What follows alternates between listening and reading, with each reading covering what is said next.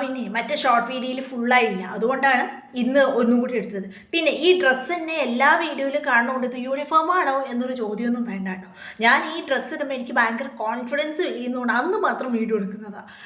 ഇന്നലെ വേറെ ഡ്രസ്സായിരുന്നു ഇട്ടിട്ടുണ്ടായിരുന്നത്, അന്ന് എനിക്ക് കോൺഫിഡൻസ് ഇല്ലാത്തതുകൊണ്ട് വീഡിയോ എടുത്തില്ല. മിനിഞ്ഞാന്നായിരുന്നു ഇത് ഇട്ടുണ്ടായിരുന്നത്, അപ്പം ഞാൻ വീഡിയോ എടുത്തു. അതുകൊണ്ടാണ് ഈ ഡ്രസ്സിൽ തന്നെ ഞാനിങ്ങനെ വരുന്നത്.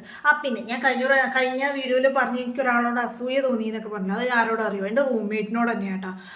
ഞാൻ ഇന്ന് ക്ലാസ്സിന് പോയപ്പോൾ 9 മണിൻ്റെ ക്ലാസ്സിന് പോയ ശേഷം പുള്ളിക്കാരത്തി ഓഫീസിലേക്ക് പോകാൻ വേണ്ടിയിട്ട് ഇറങ്ങിയപ്പോൾ പുള്ളിക്കാരത്തിൻ്റെ ബോയ് ഫ്രണ്ട് ഭയങ്കര സർപ്രൈസ് ആയിട്ട് ഒരു റോസാപ്പൂവും ഒരു ചോക്ലേറ്റൊക്കെ കൊടുത്തു, ഒരു ഡയറി മിൽക്കൊക്കെ കൊടുത്തു ഇത്രേ.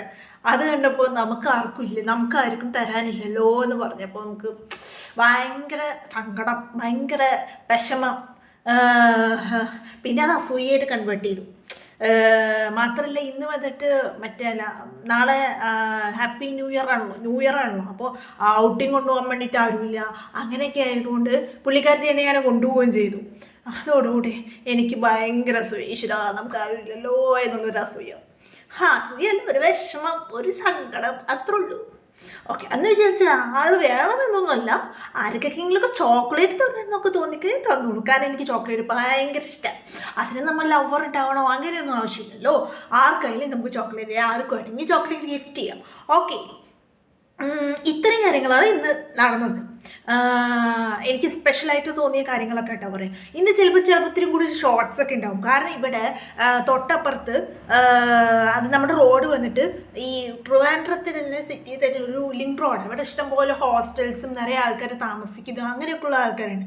ഈ റോഡിൽ തന്നെ അവരുടെ പ്രൈവറ്റ് വാഹനങ്ങളൊക്കെ നിർത്തിയിട്ടിട്ടുണ്ടാവും, കാറ്, ബൈക്ക് ഇതൊക്കെ നിർത്തിയിട്ടിട്ടുണ്ടാവും.